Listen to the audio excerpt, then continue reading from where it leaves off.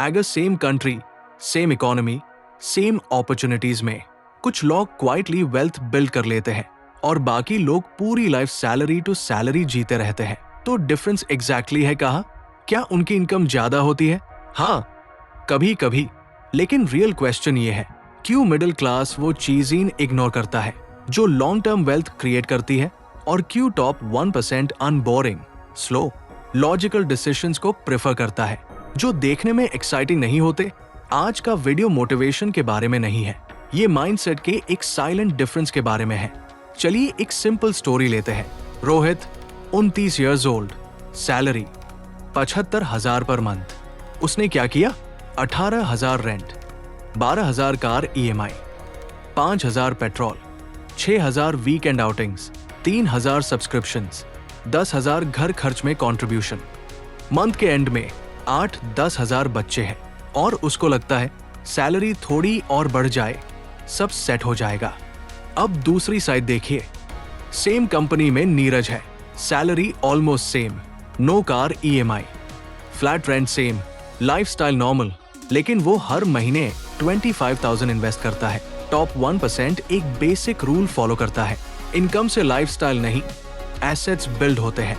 Middle class का rule होता है, इनकम बढ़ी लाइफस्टाइल अपग्रेड। ये कोई फाइनेंशियल नॉलेज का प्रॉब्लम नहीं है, ये साइकोलॉजिकल सिस्टम है। मिडिल क्लास के लिए मनी का पर्पस होता है, कंफर्ट, सिक्योरिटी, लोग क्या कहेंगे, विजिबल सक्सेस। टॉप 1% के लिए मनी का पर्पस होता है ownership, control, time freedom, compounding. अगर कोई 25,000 पर मंथ इन्वेस्ट करता है 12% रिटर्न पे 20 साल तक, तो अमाउंट होता है अप्रॉक्स 2.5 करोड़। यही 25,000 अगर EMI बन गया तो 20 साल बाद वैल्यू 0।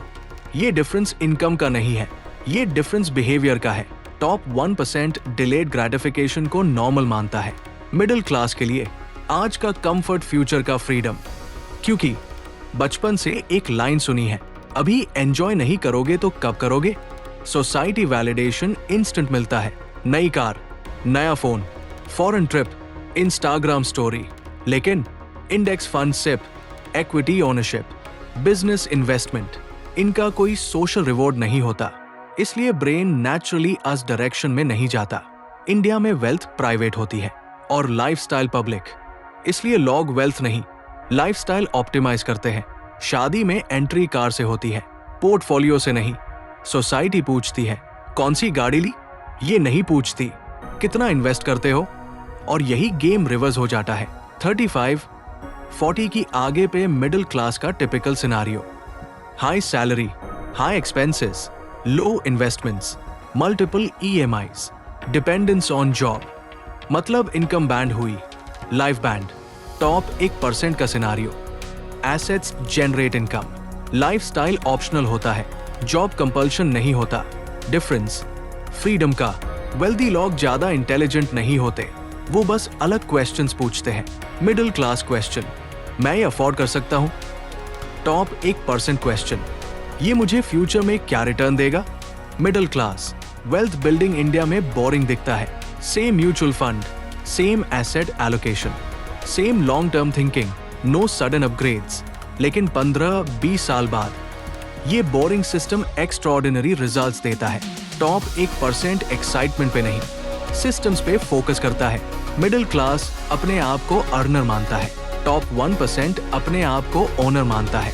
अर्नर टाइम बेचता है, ओनर एसेट्स ओन करता है। जैब आइडेंटिटी चेंज होती है, टैब डिसीजंस। टॉप 1% कोई सीक्रेट स्टॉक टिप्स फॉलो नहीं करता, उनका रियल एडवांटेज ये होता है वो उन चीजों को एक्सेप्ट करते हैं जो स्लो, सिंपल और लॉजिकल होती है, और मिडिल क्लास उनको बोरिंग बोलकर रिजेक्ट कर देता है। वेल्थ नॉलेज का गेम नहीं है, बिहेवियर का गेम है, आइडेंटिटी का गेम है, टाइम हराइजन का गेम है।